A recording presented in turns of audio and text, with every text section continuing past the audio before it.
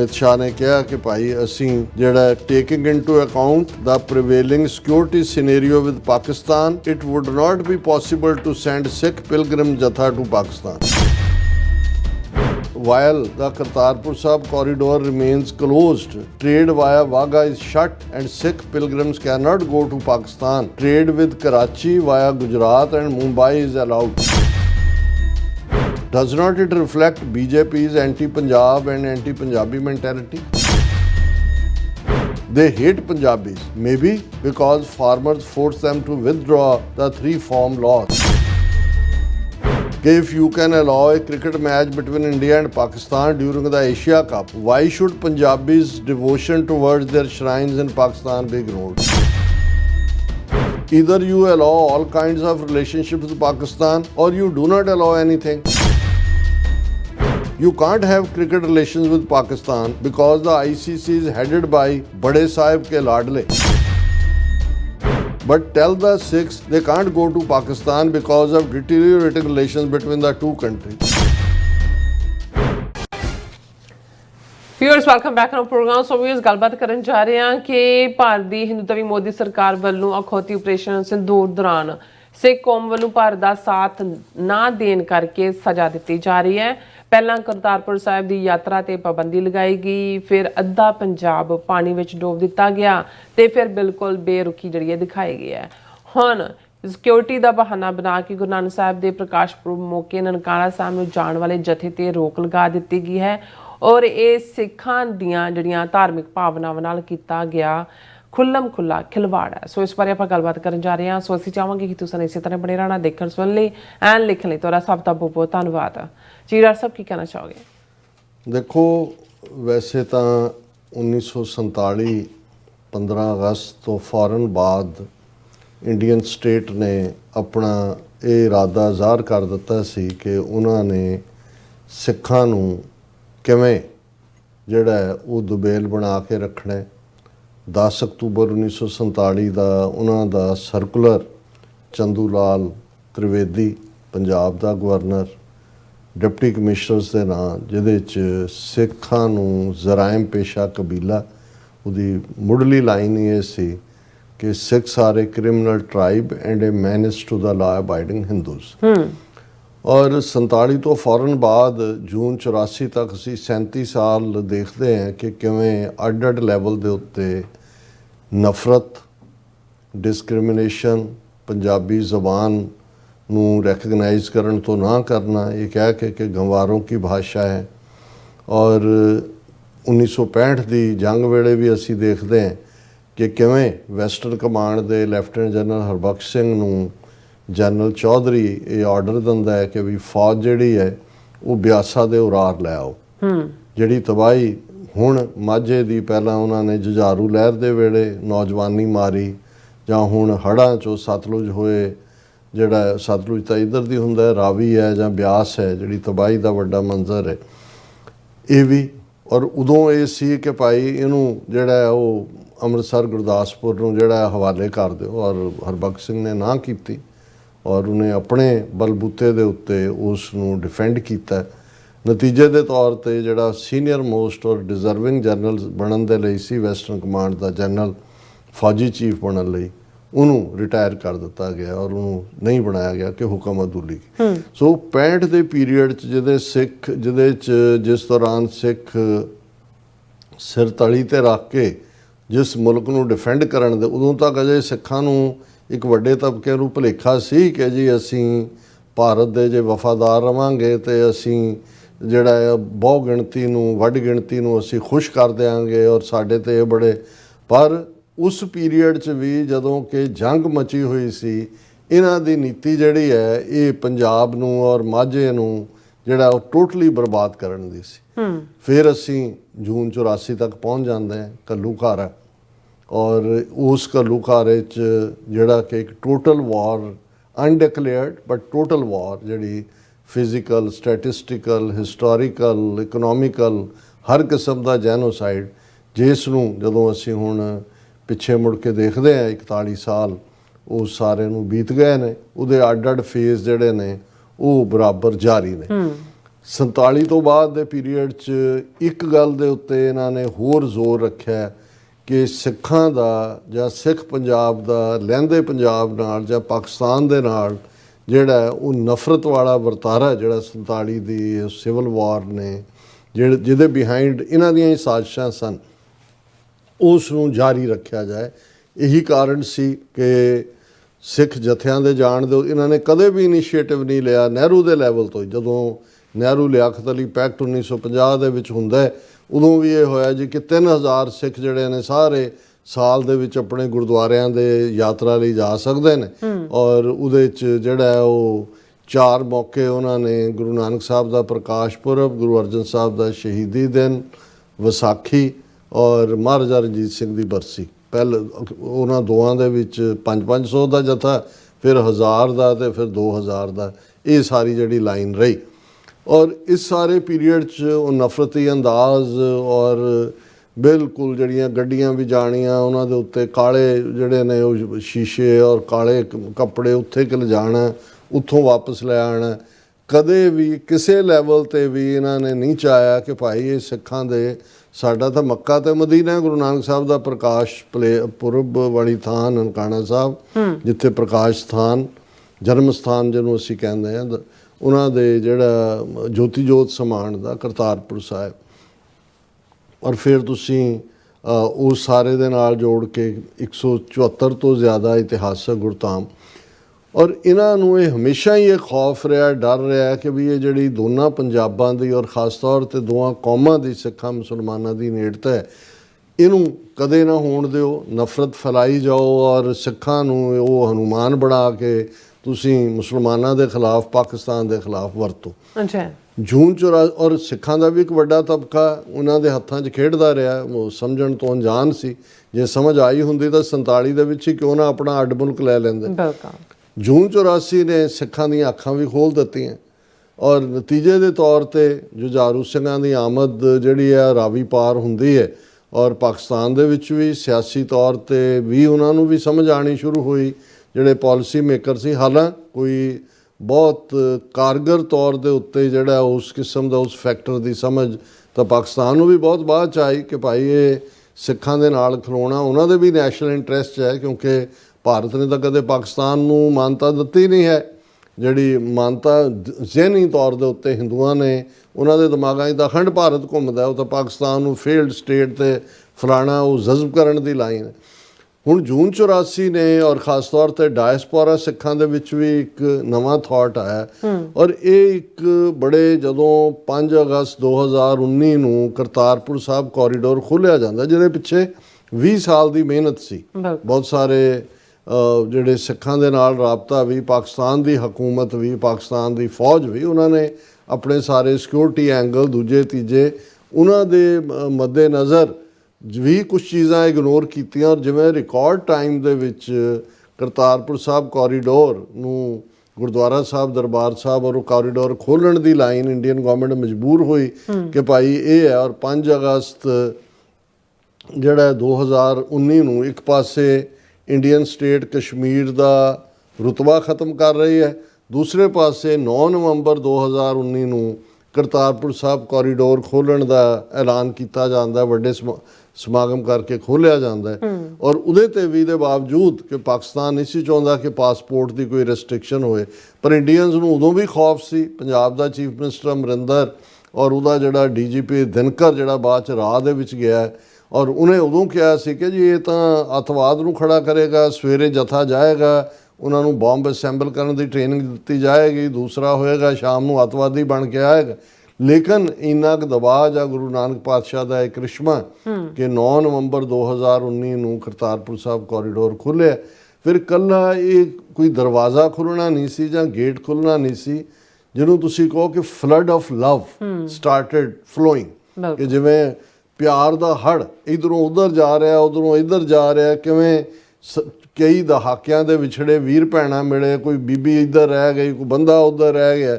ਔਰ ਕਰਤਾਰਪੁਰ ਸਾਹਿਬ ਸੱਚਮੁੱਚ ਹੀ ਵਿਛੜਿਆਂ ਮੇਲੇ ਪ੍ਰਭੂ ਵਾਲੀ ਉਹ ਥਾਂ ਬਣ ਗਈ। ਔਰ ਗੁੱਡਵਿਲ ਜਿਹੜੇ ਇੱਧਰਲੇ ਪੰਜਾਬ ਵਾਲਿਆਂ ਨੇ ਦੇਖਿਆ ਵੀ ਅਸੀਂ ਜਿਹਨਾਂ ਪ੍ਰਤੀ ਜਿਹਨੂੰ ਸਾਨੂੰ ਇੰਨੀ ਨਫ਼ਰਤ ਸਿਖਾਈ ਗਈ ਸੀ, ਇਹ ਤਾਂ ਮੁਹੱਬਤ ਦੇ ਜਿਹੜੇ ਨੇ ਚਸ਼ਮੇ ਨੇ।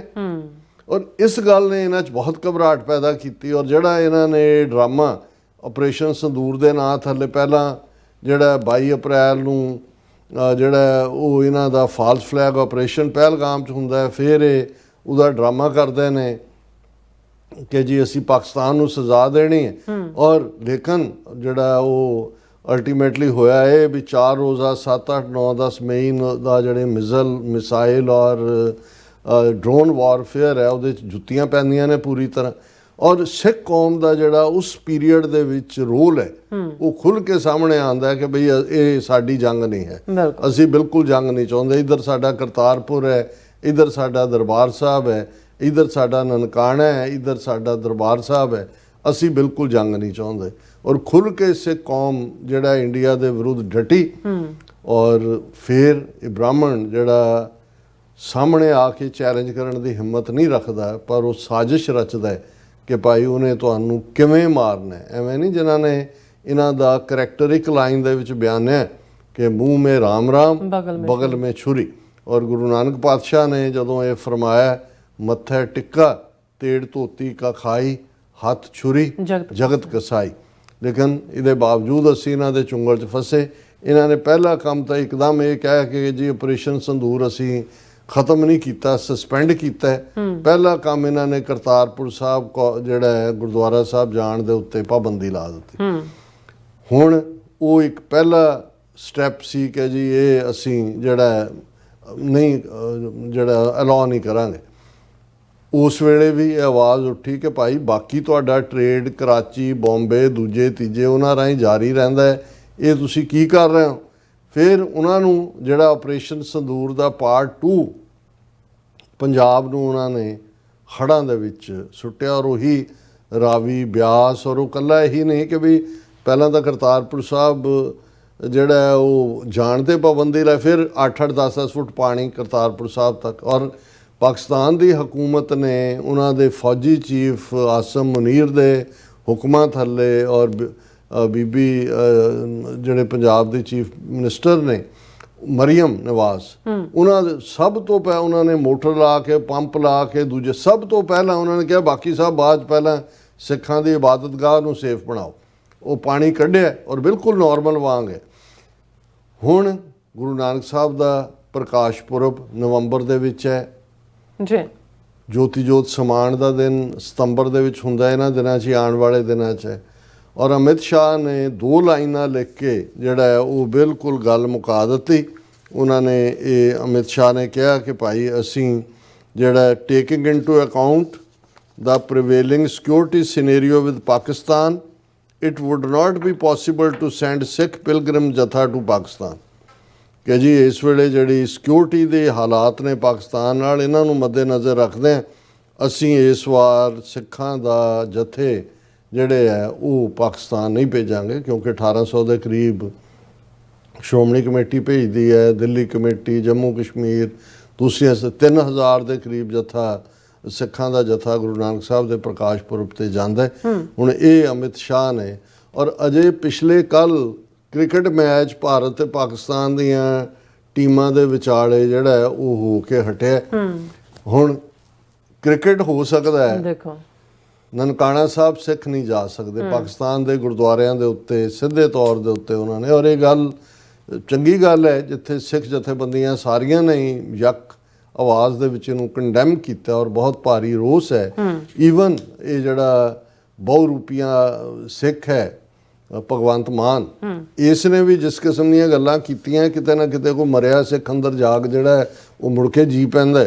ਉਹਨੇ ਜਿਹੜਾ ਇਸ ਦੇ ਉੱਤੇ ਪਹਿਲਾਂ ਤਾਂ ਉਹਨੇ ਜਦੋਂ ਕਰਤਾਰਪੁਰ ਕੋਰੀਡੋਰ ਦੇ ਉੱਤੇ ਜਿਹੜਾ ਉਹ ਬੰਦ ਰੱਖਣ ਦੀ ਗੱਲ ਦੇ ਉੱਤੇ ਉਹਨੇ ਕਿਹਾ ਸੀ ਕਿ while the Kartarpur Sahib corridor remains closed, trade via Wagah is shut and Sikh pilgrims cannot go to Pakistan. Trade with Karachi via Gujarat and Mumbai is allowed. ਉਹਨੂੰ ਕਿਹਾ ਜੀ ਵਾਗਾ ਤੋਂ ਟ੍ਰੇਡ ਵੀ ਬੰਦ, ਕਰਤਾਰਪੁਰ ਵੀ ਨਹੀਂ ਜਾ ਸਕਦੇ ਕੋਰੀਡੋਰ, ਲੇਕਿਨ ਗੁਜਰਾਤ ਤੇ ਮੁੰਬਈ ਦਾ ਦੇ ਕਰਾਚੀ ਨਾਲ ਜਿਹੜਾ ਵਪਾਰ ਹੈ ਉਹ ਜਾਰੀ ਹੈ। Does not it reflect BJP's anti Punjab and anti Punjabi mentality, ਕਿ ਵੀ ਇਹ ਤੋਂ ਨਜ਼ਰ ਨਹੀਂ ਆਉਂਦਾ ਵੀ ਪੰਜਾਬ ਵਿਰੋਧੀ ਔਰ ਸਿੱਖ ਕਹਿਣ ਤੋਂ ਥੋੜੇ ਝਰਕਦੇ ਨੇ, ਪੰਜਾਬੀ ਪੰਜਾਬੀ ਕਰੀ ਜਾਣਗੇ। they hate Punjabis, maybe because farmers forced them to withdraw the 3 farm laws ਕਿ ਜੀ ਉਹ 3 ਖੇਤੀ ਕਾਨੂੰਨ ਵਾਪਸ ਲੈਣ ਤੇ ਮਜਬੂਰ ਕੀਤਾ, ਇਸ ਲਈ ਉਹ ਜਿਹੜੇ ਨੇ ਉਹ ਹੇਟ ਕਰਦੇ ਨੇ। ਹੁਣ ਜਿਹੜਾ ਨਨਕਾਣਾ ਸਾਹਿਬ ਜਥੇ ਜਿਹੜਾ 3000 ਦੇ ਜਾਣੇ ਨੇ ਉਹਨਾਂ ਤੇ ਜਿਹੜੀ ਪਾਬੰਦੀ ਲਾਈ ਹੈ, ਇਸ ਦੇ ਉੱਤੇ ਵੀ ਭਗਵੰਤ ਮਾਨ ਦੀ ਕਾਫੀ ਸਟਰੋਂਗ ਸਟੇਟਮੈਂਟ ਹੈ। ਪਹਿਲਾਂ ਤਾਂ ਉਹਨਾਂ ਨੇ ਕਿਹਾ ਕਿ ਵੀ ਮੈਚ ਤੁਸੀਂ ਖੇਡ ਸਕਦੇ ਹੋ। ਦਲਜੀਤ ਦੋਸਾਂਝ ਦੇ ਉੱਤੇ ਬਿਆਨ ਲਾਤਾ ਹੈ ਕਿ ਜੀ ਉਹ ਪਾਕਿਸਤਾਨੀ ਕਲਾਕਾਰ ਨਾਲ ਉਹਨੇ ਫਿਲਮ 'ਚ ਕੰਮ ਕੀਤਾ, ਉਹ ਵੀ ਜਿਹੜੀ ਇਸ ਜੰਗ ਤੋਂ ਪਹਿਲਾਂ ਦੀ ਹੈ। ਫਿਰ ਜਿਹੜੀ ਐਗਜ਼ੈਕਟ ਸਟੇਟਮੈਂਟ ਹੈ ਔਰ ਸਾਰੇ ਮੀਡੀਆ ਨੇ ਪ੍ਰੋਮੀਨੈਂਟਲੀ ਕਵਰ ਕੀਤੀ ਹੈ ਕਿ if you can allow a cricket match between India and Pakistan during the Asia cup, why should Punjabis devotion towards their shrines in Pakistan be ignored. ਕਿ ਵੀ ਤੁਸੀਂ ਮੈਚ ਖੇਡ ਸਕਦੇ ਹੋ ਕ੍ਰਿਕਟ ਦਾ ਪਾਕਿਸਤਾਨ ਦੇ ਨਾਲ, ਪਰ ਜਿਹੜੀ ਸਿੱਖਾਂ ਦੀ ਸ਼ਰਧਾ ਹੈ ਆਪਣੇ ਗੁਰਧਾਮਾਂ ਤੇ ਤੁਸੀਂ ਸਿੱਖਾਂ ਨੂੰ ਵਿਛੋੜ ਰਹੇ ਹੋ। ਬਿਲਕੁਲ। Either you allow all kinds of relationships with Pakistan or you do not allow anything. ਜਾਂ ਬਿਲਕੁਲ ਬੰਦ ਕਰੋ ਜਾਂ ਹਰ ਇੱਕ ਨੂੰ ਅਲਾਓ ਕਰੋ। You can't have cricket relations with Pakistan because the ICC is headed by ਬੜੇ ਸਾਹਿਬ ਕੇ ਲਾਡਲੇ। ਹੁਣ ਜਿਹੜਾ ਇੰਟਰਨੈਸ਼ਨਲ ਕ੍ਰਿਕਟ ਕੰਟਰੋਲ ਬੋਰਡ ਹੈ ਉਹਦਾ ਚੇਅਰਮੈਨ ਅਮਿਤ ਸ਼ਾਹ ਦਾ ਮੁੰਡਾ ਹੈ, ਅਜੇ ਸ਼ਾਹ ਕੇ ਜੈ ਸ਼ਾਹ ਕੇ ਕੀ ਹੈ। ਉਹਨੇ ਕਿਹਾ ਜੀ ਬੜੇ ਸਾਹਿਬ ਦਾ ਲਾਡਲਾ ਜੋ ਪੈਸਾ ਮਨੀ ਉਹਦੇ ਚੋਂ ਬਣਦੀ ਹੈ। But tell the Sikhs they can't go to Pakistan because of deteriorating relations between the two countries। ਕਿ ਸਿੱਖਾਂ ਨੂੰ ਕਹੋ ਜੀ ਤੁਸੀਂ ਆਪਣੇ ਗੁਰਦੁਆਰਿਆਂ ਤੇ ਨਹੀਂ ਜਾ ਸਕਦੇ ਕਿਉਂਕਿ ਦੋਨਾਂ ਮੁਲਕਾਂ ਦੇ ਜਿਹੜੇ ਨੇ ਹਾਲਾਤ ਜਿਹੜੇ ਨੇ ਉਹ ਬਦਤਰ ਨੇ। ਔਰ ਇਸ ਦੇ ਉੱਤੇ ਉਹਨਾਂ ਨੇ ਕਿਹਾ ਵੀ ਗੁਰੂ ਨਾਨਕ ਪਾਤਸ਼ਾਹ ਦੇ ਲਈ ਸਿੱਖ ਤਾਂ 2 ਵੇਲੇ ਅਰਦਾਸ ਕਰਦੇ ਨੇ ਕਿ ਭਾਈ ਸਾਨੂੰ ਖੁੱਲੇ ਦਰਸ਼ਨ ਦੀਦਾਰ ਤੇ ਸੇਵਾ ਸੰਭਾਲ ਦਾ ਬਲ ਬਖਸ਼ੋ। ਔਰ ਇਹ ਜਿਹੜਾ ਤੁਸੀਂ ਪਾਬੰਦੀ ਲਾਈ ਹੈ ਇਹਨੇ ਸਿੱਖਾਂ ਦੇ ਜਜ਼ਬਾਤਾਂ ਨੂੰ ਵਲੂੰਦਰ ਕੇ ਰੱਖ ਦਿੱਤਾ ਹੈ। ਈਵਨ ਅਨੰਦਪੁਰ ਸਾਹਿਬ ਤੋਂ MP ਮਨਵਿੰਦਰ ਸਿੰਘ ਕੰਗ ਨੇ, ਕਾਂਗਰਸ ਦੇ ਲੀਡਰ ਪ੍ਰਗਟ ਸਿੰਘ ਨੇ ਔਰ ਸ਼੍ਰੋਮਣੀ ਕਮੇਟੀ ਔਰ ਬਾਦਲ ਨੇ ਤਾਂ ਤਰਲੇ ਹੀ ਕੀਤੇ ਨੇ ਕਿ ਜੀ ਇਹ ਜਿਹੜਾ ਉਹ ਸਾਨੂੰ ਜਿਹੜਾ ਲਾਅ ਕਰ ਦਿਓ। ਸੁਖਬੀਰ ਬਾਦਲ ਕਹਿੰਦਾ ਸਿੱਖ ਪਿਲਗ੍ਰਿਮਸ ਨੇ ਜਿਹੜਾ ਉਹ ਜਾਣਾ ਹੀ ਹੈ, ਤੁਸੀਂ ਜੇ ਸਿਕਿਉਰਿਟੀ ਦਾ allowing them to do so would hurt their religious. ਉਹਨਾਂ ਨੂੰ ਤੁਸੀਂ ਆਪਣੇ ਰਿਸਕ ਦੇ ਉੱਤੇ ਜਾਣ ਦਿਓ, ਤੁਸੀਂ ਸਿਕਿਉਰਿਟੀ ਦਾ ਫਿਕਰ ਨਾ ਕਰੋ। ਹੁਣ ਪਹਿਲੀ ਗੱਲ ਵੀ ਪਹਿਲਾਂ ਇਹਨਾਂ ਦੀ ਸਿਕਿਉਰਿਟੀ ਹੁੰਦੀ ਹੈ ਉੱਥੇ ਜਦੋਂ ਸਿੱਖ ਜਾਂਦੇ ਨੇ। ਜਿਸ ਲੈਵਲ ਦੇ ਉੱਤੇ ਪਾਕਿਸਤਾਨੀ ਹਕੂਮਤ ਦਾ ਪ੍ਰਬੰਧ ਹੁੰਦਾ ਹੈ, ਉਹਨਾਂ ਦੇ ਰੇਂਜਰਸ ਉਹ ਤਾਂ ਸੌਂਦੇ ਨਹੀਂ ਹੈ ਦਿਨ ਰਾਤ। ਬਿਲਕੁਲ। ਉਹ ਤਾਂ ਉਹ ਇਸ ਲਈ ਨਹੀਂ ਕਿ ਪਾਕਿਸਤਾਨ 'ਚ ਕੋਈ ਸਿੱਖਾਂ ਨੂੰ ਖਤਰਾ ਹੈ, ਉਹਨਾਂ ਨੂੰ ਇਹ ਹੈ ਵੀ ਇੰਡੀਅਨ ਏਜੰਸੀਆਂ ਨੇ ਇਹ ਕੰਮ ਕਰਨਾ ਹੈ। ਕਿਉਂਕਿ ਜੇ ਉਹਨਾਂ ਨੇ ਸਿੱਖਾਂ ਔਰ ਮੁਸਲਮਾਨਾਂ ਦੇ ਵਿਚਕਾਰ ਔਰ ਸਿੱਖਾਂ ਔਰ ਪਾਕਿਸਤਾਨ 'ਚ ਜਿਹੜਾ ਉਹ ਪੱਕਾ ਇਸ ਕਿਸਮ ਦੀ ਹੇਟਰੇਡ ਨੂੰ ਜਾਰੀ ਰੱਖਣ ਦੇ ਏਜੰਡੇ ਨੂੰ ਕਰਨਾ, ਉਹਨਾਂ ਦੇ ਏਜੰਟ ਜੋ ਕੰਮ ਉਹਨਾਂ ਨੇ ਚਿੱਟੀ ਸਿੰਘਪੁਰਾ ਕਸ਼ਮੀਰ 'ਚ 35 ਸਿੱਖ ਇੰਡੀਅਨ ਏਜੰਸੀਆਂ ਨੇ ਮਾਰੇ।